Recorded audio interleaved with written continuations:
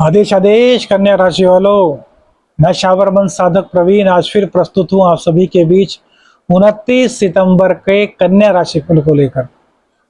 कन्या राशि का आज का कन्या राशि फल, रविवार का दिन है तो सूर्य नारायण भगवान के चरणों में नमन करते हुए आज के दिन की शुरुआत करेंगे। आश्विन कृष्ण पक्ष की द्वादशी तिथि रहेगी। आज प्रदोष व्रत होगा। सूर्योदय का जो समय है वो 6:13 पर प्रातः होगा, जबकि सूर्यास्त शाम को 6:08 पर होगा। अभिजीत मुहूर्त का समय 11:47 से 12:34 दोपहर तक रहेगा, जबकि राहु काल 4:39 से शाम 6:08 तक रहेगा। दिशा शूल की बात करें तो पश्चिम दिशा की यात्रा करना आज ठीक नहीं होगा। पश्चिम दिशा की यात्रा करना बहुत ज्यादा जरूरी है। आपको यदि कोई बहुत जरूरी काम है तो महामृत्युंजय मंत्र का एक माला जाप कीजिए और अपने सिर से 10 रुपए, 20 रुपए, 30 रुपए, जो भी आपकी श्रद्धा है, 7 बार एंटी क्लॉकवाइज उतारिए और फिर किसी भी ज्योतिर्मंत को दान कीजिए। उसके बाद ही यात्रा करें।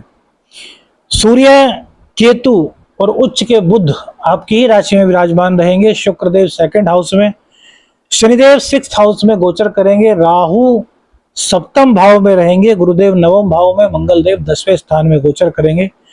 चंद्रदेव आज आपके 12वें स्थान में चले जाएंगे। और भैया केतु के नक्षत्र से गोचर करेंगे।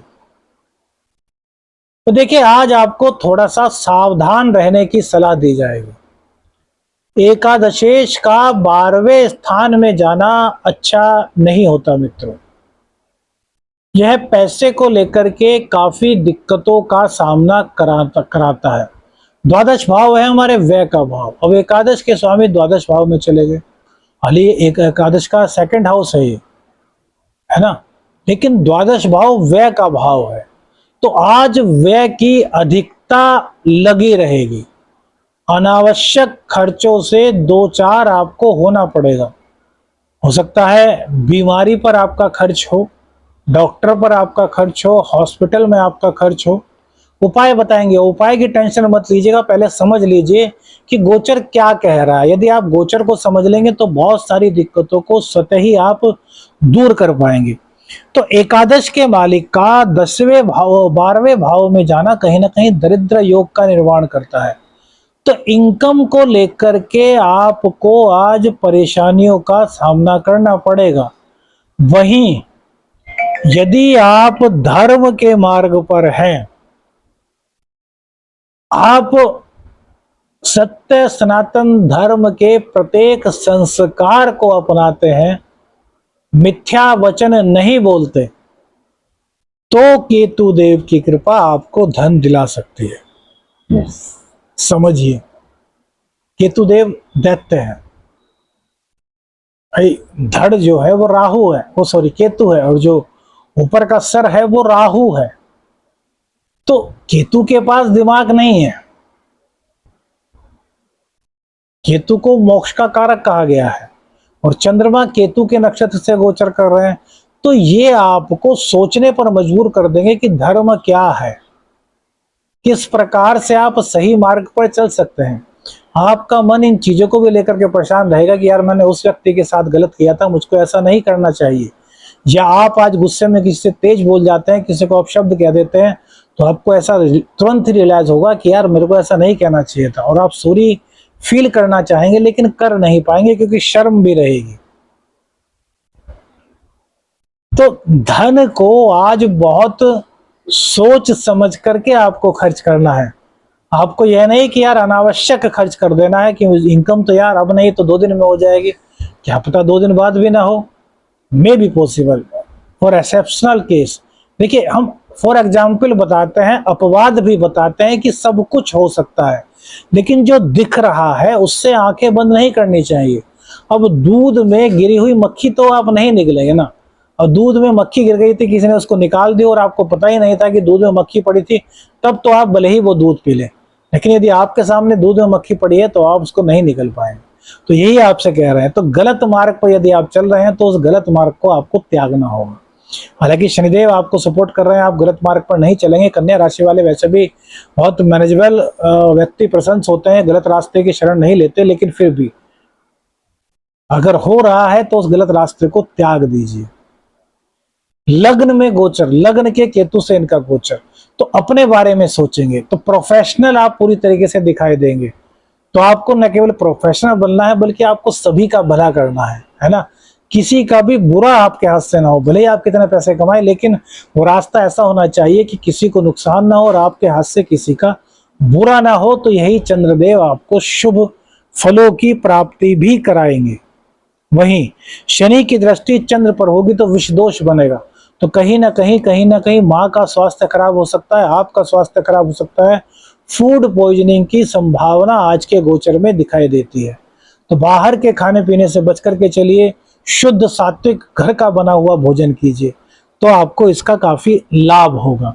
12वें के मालिक लग्न में बैठे हैं तो ये भी अनावश्यक खर्च करा रहे हैं, ईगो आपके अंदर ला रहे हैं। तो ईगो को आपको त्यागना है। आपको अपने वर्चस्व को बनाए रखने के लिए गुस्से का त्याग करना है, पोलाइट बनना है।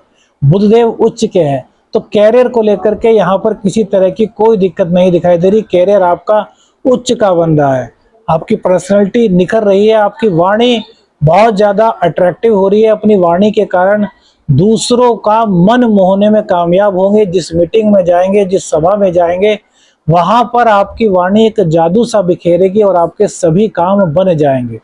भाग्य का साथ पूरी तरीके से आपको मिल रहा है। कुटुंबी जन आपसे प्रसन्न रहेंगे। कुटुंबी जनों से कोई दिक्कत आपको चल रही थी, आपकी दिक्कत उनको थी, तो वो दिक्कत आपकी दूर हो रही है। आपके हृदय में सहृदयता बढ़ रही है। कुटुंबी जन आपके निकट आएंगे, आप कुटुंबी जनों के निकट जाओगे।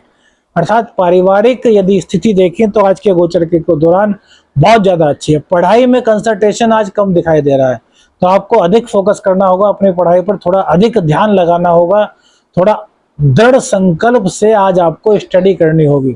कंपटीशन एग्जाम आपका है तो उसमें भी थोड़ा सा मन डावाडोल रहने के कारण अंक कम आने की संभावना इस गोचर काल के दौरान दिखाई दे रही है। तो बी केयरफुल, अपना फुल कंसंट्रेशन करके जाइए, फुल मेहनत करके जाइए, जिससे कि आपको यह कहने का मौका ना मिले कि आप थोड़ा सा और पढ़ लेता तो इस एग्जाम को क्लियर कर लेता। वहीं नौकरी पेशा लोगों को थोड़ी सी दिक्कत परेशानी होगी। ऐसा नहीं कि उनकी नौकरी चली जाएगी या कुछ, थोड़ा काम का बर्डन बढ़ सकता है, या मतलब किसी भी कार्य को लेकर थोड़ी परेशानी उनको हो सकती है। तो चंद्रदेव का उपाय सबसे पहला आपको करना है, भगवान शिव पर, शिवलिंग जो होता है वहां पर आपको दूध अर्पित करना है। दूध अर्पित करने के बाद 7 बूंद शहद शिवलिंग पर आपको अर्पित करना है। उसके बाद थोड़ा सा गुड़ शिवलिंग पर आपको अर्पित करना है, और फिर रोली और हल्दी भगवान शिव पर अर्पित कीजिए।